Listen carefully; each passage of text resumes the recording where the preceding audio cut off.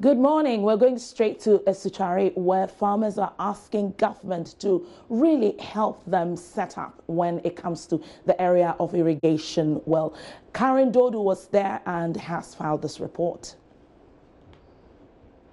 Idris Tule is a vegetable farmer for 35 years. He recalls the good old days when he made enough money and remitted relatives back home. Now the story has changed. With so many challenges facing farming here in Asutuare, Idris spends a chunk of what he earns to support his business. Since the rains have failed him, Idris tells me pumping water to irrigate his farm is costing him a lot. Farming is very lucrative, but in order to make profits, you have to invest. I will soon turn off the pumping machine. I cannot afford to pump water the whole day. It is too costly. So in a week, Idris spends 200 Ghana cedis on irrigation of his farm. Now that means he spends 2,400 cedis in total at the end of the season. Now that the season is not so good and Idris makes only 4,000 cedis, meaning that he only gets 1,600 cedis at the end of his sale.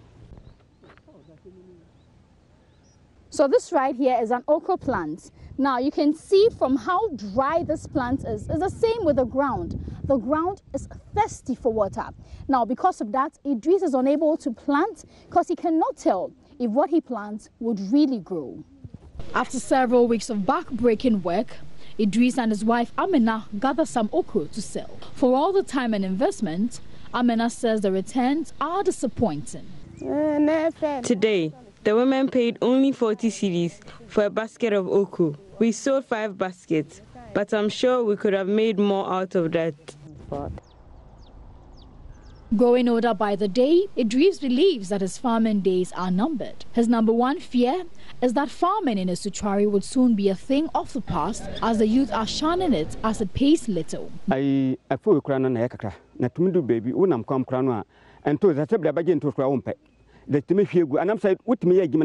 When there is a bumper harvest, we are sometimes forced to dash out some of the vegetables because we have no one to buy them. We run at a loss when we do that. Because of this, the youth are discouraged to practice farming as they feel there is nothing in it for them.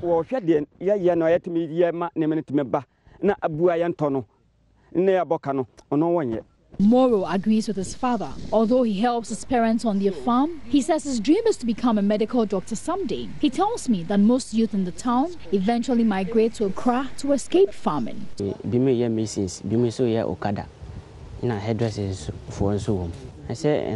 Some are masons, some hairdressers. These professions are less stressful, unlike farming, which is labor intensive. It also requires a lot of capital investment, but the returns are little. So I asked what they think government can do to help.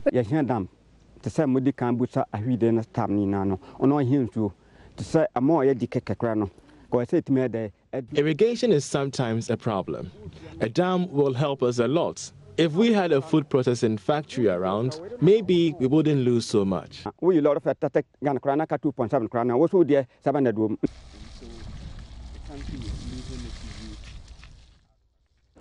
Myself, Northern and Philip have been finding out exactly whether Ghana's IMF relations will ever end. Well, watch this. Also, just in case I was the IMF. Make way, we're in a hurry. Well, I am the IMF, and you are Ghana, you are Togo. I'm not giving you the way. Why not? Because you can't do without me, can you? No, we can. Norman, can you tell us something? Well, the IMF has been with Ghana for 61 good years. And in these 61 good years, we've had 16 engagements with them. Wow. Ghana, in our very last program that we are still on, took $980 million for an extended credit facility. In May this year, after a review, they agreed to give us a tranche of $191 million. That's a lot of money. So what? Okay, so essentially the IMF has one primary goal, maintaining global stability, global monetary stability, exchange rates and stuff like that. So occasionally, out of their 189 member countries, each of them has a visit from the IMF every year. If you're in a program like Ghana, you don't get a visit every year because they come for, like Norman said, a review. So fine. Apart from this, they give us money, 980 million, and they give us capacity building, technical assistance whatsoever. But for the mere fact that we are members of the IMF, there is no way we are going to go without IMF. Let me just put it like that. There is no way. Even after this program, they are still going to come down every year to examine our books. And if something is wrong, we'll have to go back in bed with them. Well, so what that really means is that you have a biological father that you can never deny. Exactly. Or let me push it. It's like a marriage, 61-year-old marriage, and nobody seems to want to get divorced. Ghana wants to get divorced, but there's no way we're going to pull out of the IMF as a member. We are still members of the 189 members of the IMF. So how does what the president said feed into all of this discussion? Okay, so we have to do one thing. We have to keep our books in order. We have to make sure we're doing things right. You understand? So that we don't go back to the IMF. Because once they smell a rat, they're coming down. Norman. Let me just then ask you, currently our debt levels are set to be hitting 70%, even a little above that, and that should it be a cause of worry? Okay, so currently, as of May 2018, Bank of Ghana says our debt to GDP ratio is at 68.3%. Now the threshold is 70%. And you know, with our current borrowings, look at the bank debacle and all that, they expect it to go overboard. Now, when you cross the 70% mark, the IMF and the World Bank came out with what they call the Debt Sustainability Analysis, DSA. So as of June 2018, the Debt Sustainability Analysis report by the IMF and the World Bank showed that Ghana was at high risk of debt stress. When you cross the 70% mark, your debt becomes unsustainable in the sense that your revenues start to go too much into your debt service. And we have a problem with raising revenue as a country. And if you're going to be using a lot of your money to be servicing debts, then you have nothing left for capital expenditure, or what we call capex. So yes, debt is an issue.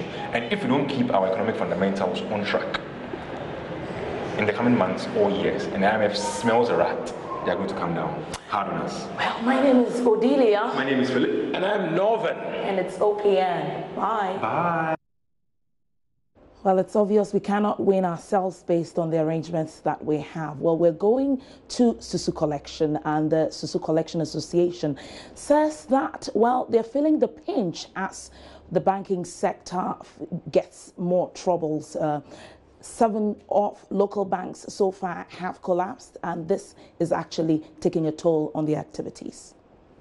There is an impact on the development. Currently, the current development in the financial sector is having huge impact on Susu collectors because the confidence of the customers is waning. It has waned.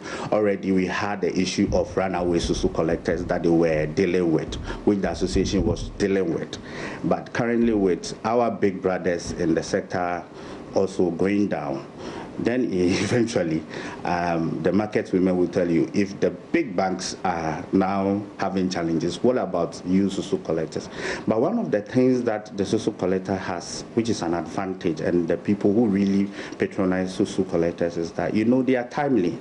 It's a door-to-door step sort of service, even on weekends. And most of our market women don't operate formal bank accounts, and really those even who operate bank accounts, some of them don't have these ATMs that they can go and do withdrawals over the weekend on Sundays and Saturdays. However, the Susu collector is handy. Any emergency situation, they are able to give and pay depositors.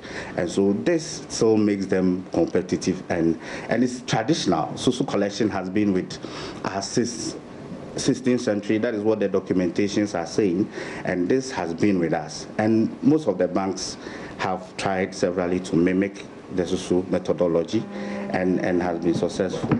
So in the whole, it has had impact, but again, we remain relevant, and we are trying to assist our members by, again, going to the market to educate the market women on how they should have confidence in our members and continue to save with them.